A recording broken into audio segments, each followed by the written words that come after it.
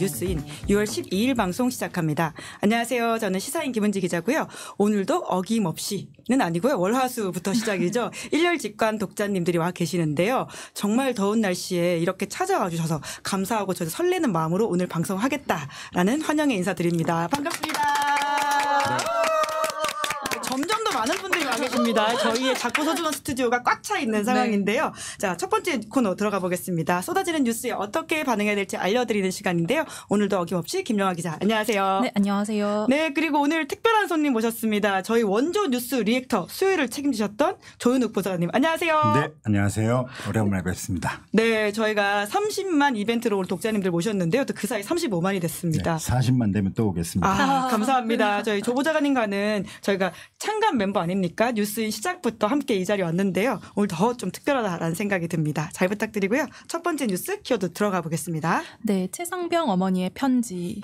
네, 지난해 최상병이 순직한 지 1년이 다 되어 가는데요. 이제 네. 오늘 최상병 어머니의 편지가 공개됐습니다. 네, 지난해 7월 26일에 해병대 가족 모임 카페에 어머니의 편지가 알려진 이후 처음인데요. 해병대를 통해서 공개된 이번 편지에서 어머니는 조금 있으면 아들 일주기가 다가오는 시점에서 그동안 참아왔던 엄마의 심정을 조금이나마 표현해야 살 것 같아 몇 글자 적어본다면서 시작을 했습니다. 어렵게 얻은 아이가 하늘의 별이 되어 모든 것이 무너졌다면서 이 군대 수료식 때 부대 근처에서 점심 식사를 했던 것이 마지막 날이 되어 버렸다고 말했습니다. 그러면서 돌이켜보면 해병대를 간다고 했을 때 말리지 못한 것이 안타깝고 하루하루를 사는 게 아니라 버티고 있다라고 하셨는데요. 그동안 침묵을 지키고 있었던 거는 수사가 잘 될 거라는 마음으로 계속 지켜보고 있었는데 여전히 지지부진하고 아직도 제자리 걸음인 것 같아서 용기를 내어 지금까지의 심정을 적어본다며 편지를 쓰게 된 배경을 설명했습니다. 이 최상병 어머니는 정부를 향해서 사망 원인을 조속히 규명해달라고 요청을 했습니다. 이 편지에서 저희 아들은 아토피가 있어서 수영도 못하고 해병대 훈련을 받을 때 몇 번 강습받은 게 전부인 것으로 아는데 이 수영 여부를 확인을 했는지 왜 구명조끼는 입히지 않았는지 아직도 의문이라면서 안일한 군 지휘관들의 행동으로 인해 아들이 희생되었는데 아직도 수사에 진전이 없다라며 답답함을 표했습니다. 그러면서 다른 것은 바라는 게 없다. 7월 19일 유속도 빠른 흙탕물에 누가 장화를 신고 들어가 수색하게 했는지를 밝혀주시길 바란다라면서 그 원인이 밝혀져야 저도 아들한테 미안한 마음이 없을 것 같다라고 말씀하셨습니다. 이 최상병 어머니는 국방부 장관 등 관계 당국에 호소드린다면서 이 박정훈 전 해병대 수사단장님의 명예를 회복시키고 선처해달라고도 당부했습니다.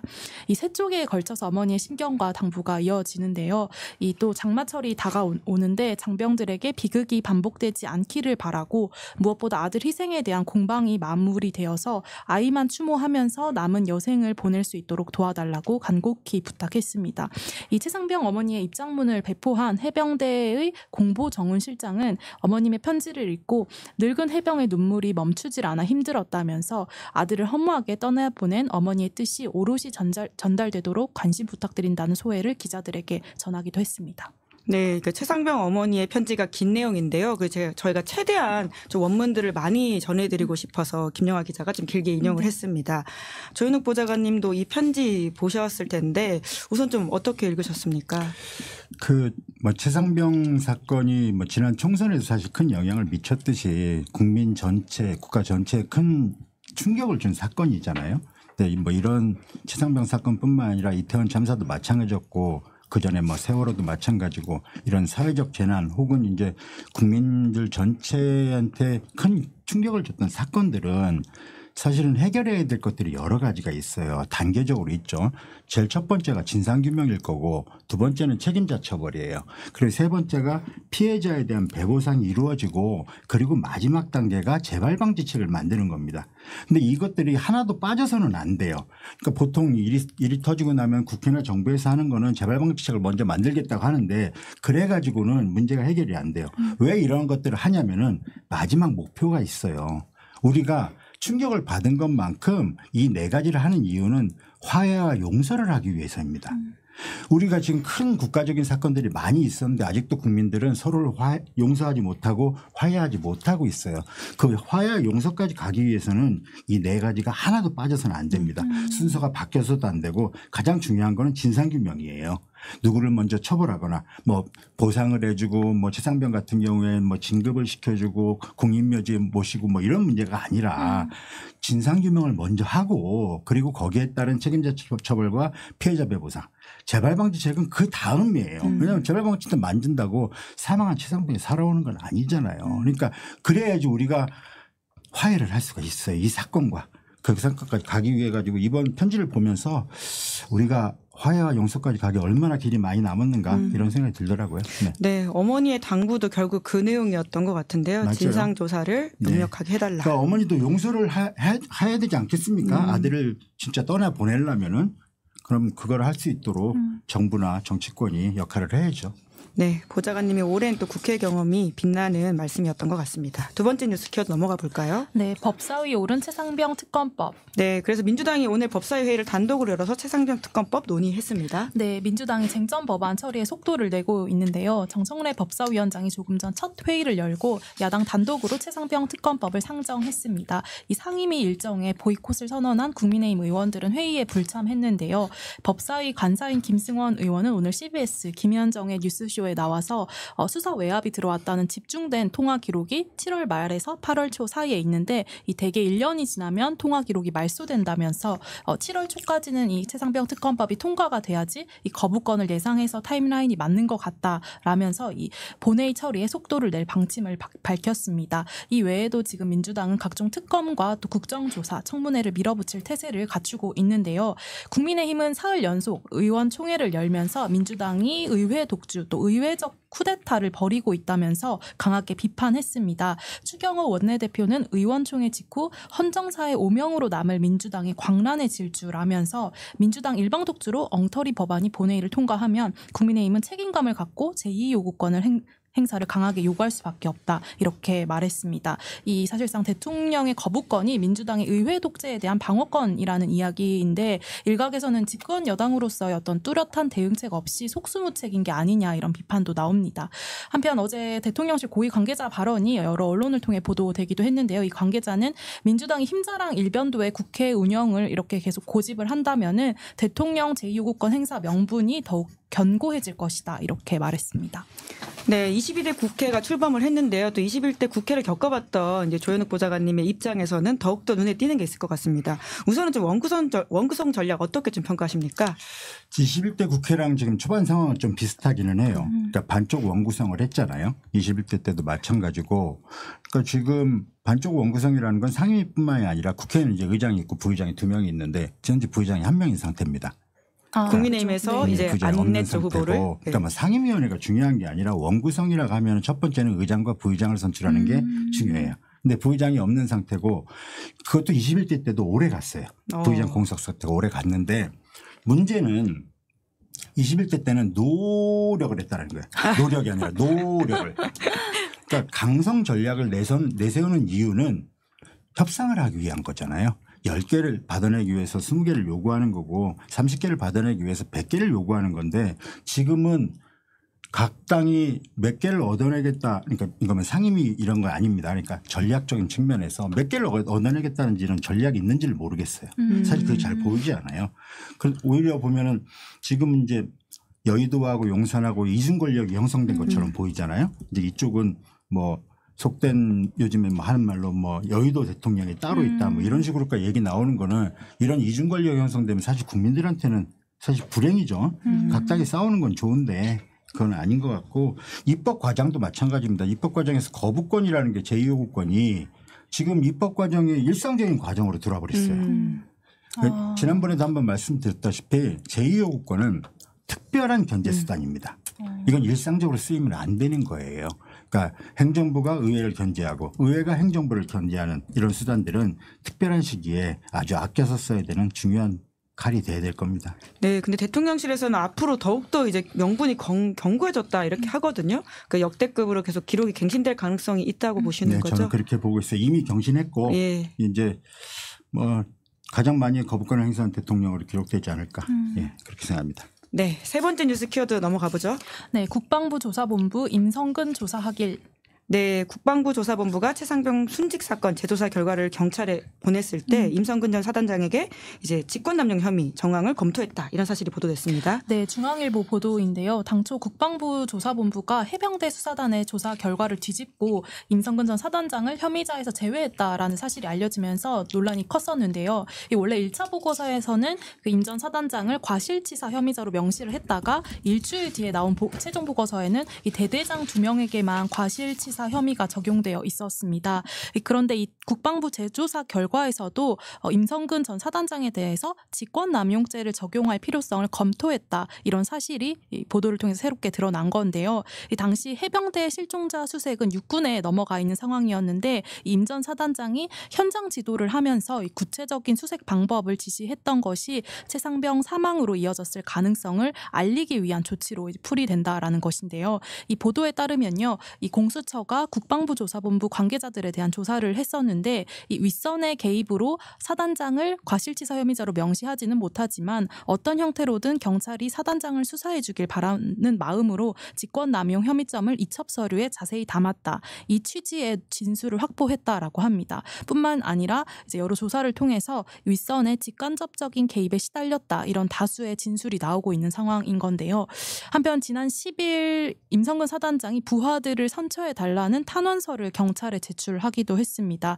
특히 여기에 군인은 국가가 필요할 때 군말 없이 죽어주도록 훈련되는 존재다라는 표현에 대해서 비판이 좀 쏟아지고 있는데요. 특히 유승민 전 의원은 SNS에 임 전 사단장은 자기 혼자 살겠다고 인간이 얼마나 비겁할 수 있는지 여실히 보여줬다면서 윤석열 대통령은 왜 저런 자를 감싸고 도는지 도무지 이해할 수 없다. 강하게 지적을 했습니다. 개혁신당의 천하람 대표도 오늘 최고위원회의에서 자기들이 보여주기 식으로 수색을 지시하다가 안타깝게 희생된 병사의 사망을 두고 이런 정신 나간 소리를 하느냐라고 질타했습니다. 네, 임성근 전 사단장의 이야기는 충격적이긴 하네요. 예, 군인이 뭐 저는 예. 이게 뭐 한두 번이 아니라서 그렇게 충격을 받지는 않았어요. 그것도 슬픈 이야기입니다. 마찬가지고 그러니까 사실 우리가 법적인 책임을 따지는 거는 수사를 통해서 해야 될 거예요. 사법적인 처리를 하는 거는. 근데 그 이전에 이 사단장이잖아요. 사단장이고 자기 휘하에 있는 장병이 사망을 했잖아요. 그러면은 뭐 최소한의 도의적 책임 혹은 뭐 정무직은 아니니까 정무적 책임, 우리 정치적인 책임이라고 표현을 할게요. 이런 것들을 지는 게 당연하다고 생각을 해요. 그러니까 자기 책임하에 있던 곳에서 사고가 났었으면 책임을 지고 나를 처벌해달라 혹은 내가 물러서겠다 네. 이런 입장을 밝히는 게 우선인데 본인이 빠져나간다라는 거는 그거는 누가 봐도 이상하잖아요. 근데 이게 지금 한두 번 반복된 게 아니잖아요. 누구도 사의 표명도 안 하고 무슨 큰일이 터져도 책임도 지려도 하지 않으니까 그러니까 국민들이 더 화나는 거예요. 누구를 구속시켜 가지고 징역을 얼마 살리겠다라는 게 국민들의 감정이 아닐 거예요. 누군가 사망하고 다쳤는데 그러면은 누군가 나서 가지고 국민들을 위무를 해줘야 되잖아요. 근데 그런 것들이 너무 없는 것 같아요. 안타깝습니다. 네, 안타깝다라는 이야기들이 사실 생각나는 사건이 여러 개 있다라는. 네, 그럼요. 예. 네, 지금 반복되고 있잖아요. 이게. 예. 그러니까 위에서부터 안 하니까 밑으로 더 안 하는 거죠. 예. 그래도 이제 아까 말씀하셨던 진상 규명을 위해서는 최상병 특검법에 대한 많은 사람들이 기대가 있는데요. 그 8표가 더 필요하다라는 말이 많지 않습니까? 22대 국회에선 가능할 거라고 보세요? 일단 통과는 시키겠지만 다시 재유권 하겠죠. 그런데 통과 여부는 결국 국민의힘 의원들한테 달려 있는데 저는 국민의힘 전당대회가 분기점이 될 것 같아요. 네네. 예. 예, 그때 전당대회 때 분명히 이게 이슈가 될 거고 그 이후에 용산과 국민의힘 관계, 당과의 관계가 재정립되는 것이 되지 않을까. 그때도 뭐 거부권이 옳다. 최상병 특검법은 무조건 반대해야 된다. 이렇게 주장하는 후보하고 그렇지 않은 후보가 좀 갈라지게 되겠죠. 저는 그렇게 예상을 하고 있습니다. 그래서 저는 좀 희망적으로 보고 있어요. 이 문제는. 예, 네. 왜냐하면 용산이 오래 끌고 가면 끌고 갈수록 좋은 이슈는 아니라고 봐요. 네. 국민의힘 전당대회가 7월 중순으로 예정돼 있지 않습니까? 네, 사실 맞아요. 대부분 지금 꼽히는 분들이 친윤이라고 말하기는 어려운 분들인 것 네, 같은데 맞아요. 그럼 결국은 최상병 특검법 찬성 쪽으로 갈 가능성이 있다. 네. 그럼 하나만 더 한동훈 전 비대위원장이 동생이라면 출마를 권하시겠습니까? 제 전화번호를 잘 몰라요. 이재호 상임고문이 이제 하지 말라. 내가 동생이라면 형이라면 이렇게 이야기하셨잖아요. 동생이라면 하지 말라고 할 것 같아요. 네. 왜 그렇습니까? 그러니까 지금은 타이밍 아닌 것 같아요. 그러니까 그 지난번에 비대위원장 맡을 때도 그런 얘기를 했었는데 한동훈 위원장은 구원투수로서 적합한 사람일 거예요. 근데 너무 빨리 등판을 했었어요. 그러면 이제 내려갔다가 또 위기의 순간에 올라와야지 일상적인 시기에 관리를 할 수 있는 정치적인 구력은 없어 보여요. 그러니까 뭐 좀 시간을 갖는 게 동생이라면은 좀 천천히 생각해라. 네, 형들의 조언이 계속 쏟아지고 있습니다. 그러니까 이게 항상 정치가 저도 항상 그걸 잘 못해가지고 실패를 많이 하지만 이게 밀물이 올 때 올라타야지 썰물일 때는 아무리 큰 힘을 써도 한 발자국도 나갈 수가 없습니다. 네, 명언이네요. 지금 썰물이다. 국민의힘 썰물입니다. 상황 썰물이다. 네, 썰물입니다. 네, 알겠습니다. 마지막 뉴스 키워드 가볼까요? 네, 조중동도 권익위 비판. 네, 김건희 여사 명품백 수수 사건에 대해서 이제 종결 처리한 권익위 판단에 대한 비판이 보수 언론에도 일제히 실렸네요. 네, 권익위가 청탁금지법에 공직자 배우자를 처벌하는 규정이 없기 때문에 사건을 종결한 것을 두고 후폭풍이 이어지는데요. 오늘자 이제 보수 성향 일간지도 일제히 비판에 나선 점이 눈에 띕니다. 조선일보는 논란 더 키운 국민권익위 명품백 조사라는 사설에서 이 권익위 설명대로라면 공직자 배우자는 금품을 받아도 상관없느냐 이런 의문이 제기되고 있다면서 이를 설명하지 못한다면 반부패 기구로서 존재 이유를 의심받을 수밖에 없다 이렇게 썼고요. 중앙일보도 대통령실 눈치만 본 권익위의 맹탕 결론이라고 꼬집었습니다. 이 사설에서 결정을 미루고 또 결정 후 발표하는 과정 하나하나가 대통령실의 눈치를 본 것이라는 의심을 사기에 충분하다 이렇게 비판했는데요. 동아일보도 논조가 비슷했습니다. 이 배우자 처벌 조항은 없지만은 이 김 여사가 가방을 받은 것과 또 대통령 직무의 연관성, 윤 대통령 이 사실을 안 뒤에 취한 조치를 조사했어야 된다라고 짚었습니다. 하지만 실제로 이번 권익위 조사가 6개월 만에 나온 결과라는 점을 고려를 했을 때 이 맹탕이라는 비판이 나올 수밖에 없는데요. 어제 한겨레 보도에 따르면은 이 김 여사에게 명품 가방을 건넨 최재형 목사에 대한 조사도 하지 않은 것으로 확인됐습니다. 대통령 직무와의 관련성을 규명하는 게 사실 핵심인데 이조차도 진행하지 않은 셈입니다. 특히 지난해 권익위가 MBC 이사진의 청탁금지법 위반 신고가 접수됐을 때는 사흘간 현장 조사를 벌인 것과도 굉장히 대비되는 부분인데요.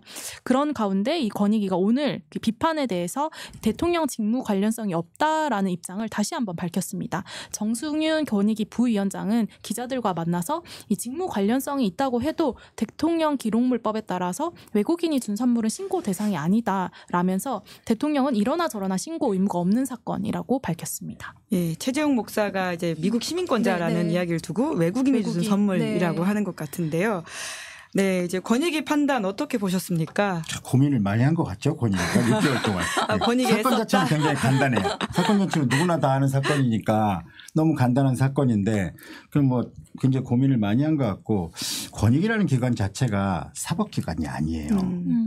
그리고 법 해석기관도 아니고 권익위는 그러니까 권익위가 우리가 청탁금지법 이제 뭐 김영란법을 만들었을 때 권익위가 하는 역할은 그런 형벌로 처벌하기 이전 단계에 공무원들이나 혹은 그 공적 책임을 가지고 있는 사람들이 그 부정 청탁과 관련되지 않도록 뭐 과태료 처분을 하거나 지도를 하거나 그런 역할들을 해야 될 거예요. 그러니까 법적인 거 이전 단계에 좀 연성으로 우리 공직사회를 규제하고 관리하는 기관의 역할을 해야 될 거예요. 근데 그것이 아니라 이제 야 법적으로 문제 없으니까 내가 해석을 해보니까 이렇다. 이렇게 얘기하는 거는 권익위의 존재 이유를 사실 묻지 않을 수가 없어요. 예.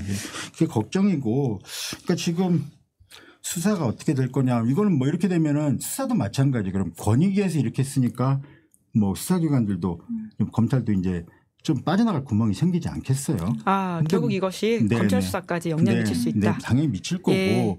근데 뭐 저는 정말 이해 안 되는 게 뭐 외국인이 준 선물은 신고 대상이 아니다. 그러면은 뭐 그럴 수 있겠어요. 그럼 제가 생각을 했을 때 외국인 준 선물이 뭘까? 그러면은 외국인 순방을 가거나 혹은 이쪽에 왔을 때 외국 정상들이 오고 그랬을 때 받은 선물을 얘기하는 거잖아요.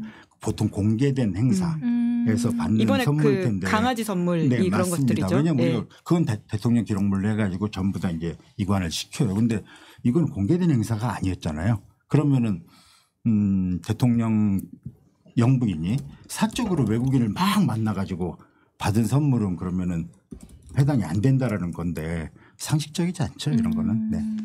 네, 참 상식적이지 않은 일들이 켜켜이 쌓이고 있는데요. 검찰 수사가 결국 쟁점이 될 것인데 그조차도 영향을 받을 것이다. 맞아요. 그러니까 항상 이제 핑계거리를 서로 찾고 있으니까 그런 것들이 걱정인 거죠. 사실 사건 자체는 간단한 사건이고 처벌을 한다고 해도 엄하게 굉장히 중하게 처벌할 건 아니에요. 그러니까 물론 국민들 감정은 그런 건 아니지만 이게 무슨 징역 몇 년을 살리고 할 일이 아니라는 거예요. 그런데 그래서 잘못한 거는 그 정도에 맞게 그 처벌을 하거나 혹은 과태료를 내거나 그러면 되는 건데 무조건 아니다. 우리는 결백하다. 오점이 있을 수가 없다. 우리는 깨끗하다. 무결점이다. 이런 주장을 하긴 하는 순간서부터 국민들의 마음이 이제 떠나기 시작하는 거죠. 네. 오히려 피해자라는 식의 주장을 하고 있지 맞아요. 않습니까? 그러니까 누구든지 실수하고 잘못할 수 있어요. 그건 대통령도 마찬가지고 야당 지도자도 마찬가지고 뭐 김은지 기자도 마찬가지죠. 방송사고 누가 또 냈었잖아요. 지난번에. 지금 화면이 또 좀 안 좋다 이런 이야기가 있어가지고 저희가 기술적 문제 찾고 있습니다. 양해해 그럼 주십시오. 바로 사과하고 그래야 되는 거 아니겠어요? 근데 아니 우리 문제가 아니고 이건 뭐 다른 문제입니다. 이렇게 하는 순간에 사실은 독자들도 떠나는 거니까요. 전 같은 원리라고 생각합니다. 네, 어떤 삶의 어른으로서 조현욱 보좌관이 주시는 우리 모두 어른이니까 주시는 말씀으로 더 품격 있는 이야기를 들었다라는 생각이 들고요. 다음에 40만 됐을 때 또 모시도록 하겠습니다. 네, 쭉쭉 올라가도록 하겠습니다. 네, 고맙습니다. 네. 네, 6월 10일 뉴스 리액션 여기까지 살펴보고요. 잠시 후에는 김종대 전 의원과 함께하는 정치 풀 악셀 준비되어 있습니다. 운전석에는 김종대 전 의원이 앉고요. 오늘 보조석에는 김병주 민주당 의원이 앉을 예정입니다. 기다리시는 동안 구독, 좋아요, 알림 설정 부탁드리겠습니다. 고맙습니다.